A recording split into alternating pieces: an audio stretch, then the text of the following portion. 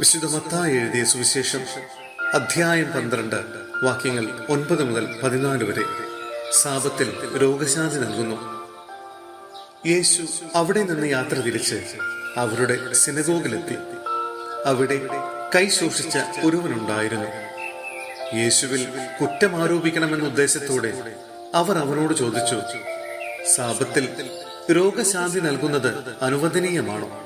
അവൻ പറഞ്ഞു, നിങ്ങളിൽ ആരാണ് തന്റെ ആട് സാപത്തിൽ കുഴിയിൽ വീണാൽ പിടിച്ചു കയറ്റാത്തത്?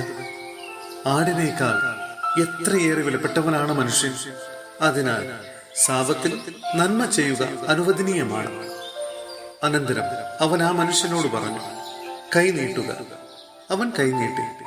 ഉടനെ അത് സുഖം പ്രാപിച്ച് മറ്റേ കൈ പോലെയായി. ഫരിസേയർ അവിടെ നിന്ന് പോയി അവനെ നശിപ്പിക്കേണ്ടതെങ്ങനെയെന്ന് ആലോചന നടത്തി.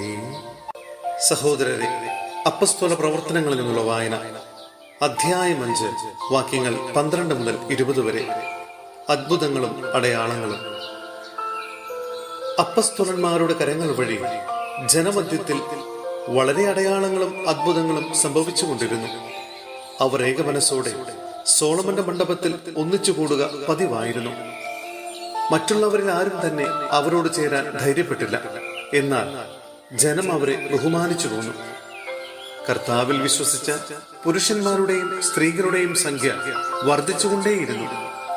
അവർ രോഗികളെ തെരുവീഥികളിൽ കൊണ്ടുവന്ന് കിടക്കകളിലും കട്ടിലുകളിലും കിടത്തിയിരുന്നു.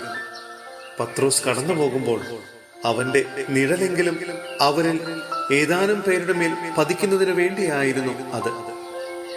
അശുദ്ധാത്മാക്കൾ ബാധിച്ചിരുന്നവരെയും രോഗികളെയും വഹിച്ചുകൊണ്ട് ജനം ജെറൂസലേമിന് ചുറ്റുമുള്ള പട്ടണങ്ങളിൽ നിന്ന് വന്നിരുന്നു.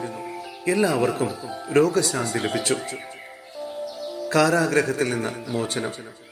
എന്നാൽ പ്രധാന പുരോഹിതനും അവരോട് ചേർന്ന് നിന്നിരുന്ന സദുക്കായി വിഭാഗവും അസൂയ നിറഞ്ഞ് അപ്പസ്തോലന്മാരെ പിടിച്ച് ബന്ധിച്ച് പൊതു കാരാഗ്രഹത്തിലടച്ചു.